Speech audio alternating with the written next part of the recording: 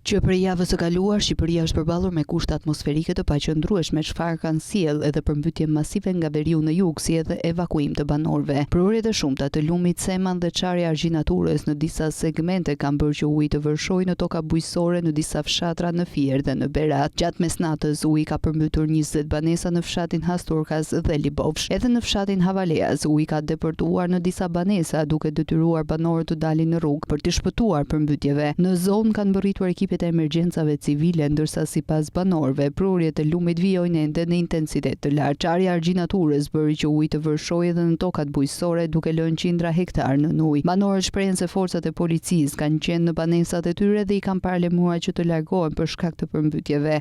Zorën do se nuk dinin ato mana, erdhi ujtë me forcat i dhe nuk mund t'i nxjerrim dot më. Çfarë është? Prej ditës së djeshme ka filluar derdhja e lumit që janë shkuar gjanaturët dhe po përmbyti. Presim nga çasti në çast të largojmë dektorinë, se akoma se kam shpërngulur. Është hera e parë që hera e parë jam 53 vjeç dhe s'mbaj mend. Do t'i largojmë se na dhimbse neve ato, se s'kemi çfarë bëjmë, se mezi kemi vënë ato. Ju kanë njoftuar më përpara? Po çka kanë njoftuar këtu? Kush do të njoftojë? Tani po shpëtoj, nuk shpëtoj. S'di çfarë them. Kryesorja është jeta.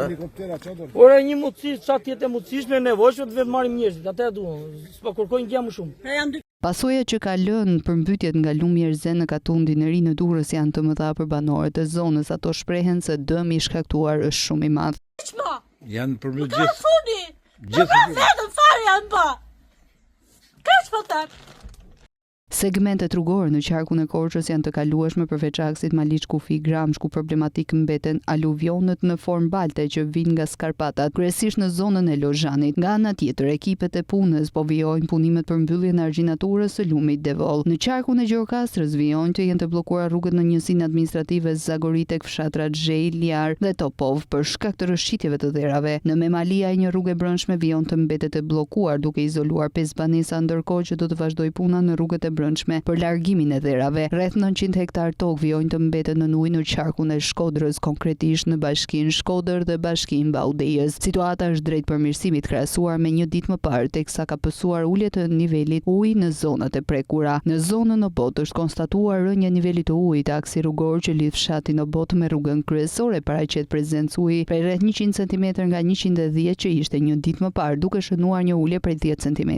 Aksi vijon të monitorohet në mënyrë të vazhdueshme. Në bashkinë e Malësisë së Madhe në fshatin Vukpala janë ende 20 banesa në ujë rreth oborreve, por niveli i ujit ka rënë krahasuar me ditët e mëparshme. Nuk ka prezencë uji në tokat bujqësore për të gjithë livadët nga vija e Vrakës deri në fshatin Gashaj, mbeten të përmbytura nga prurjet e liçenit të Shkodrës. Në njësinë administrative Dajç në zonën Urrela, Shirq është konstatuar ulja e nivelit të ujit rreth 10 cm krahasuar me një ditë më parë. Vijon të ketë prezencë uji në kanalet kulluese të tokave bujqësore, po pa depërtim në banesa.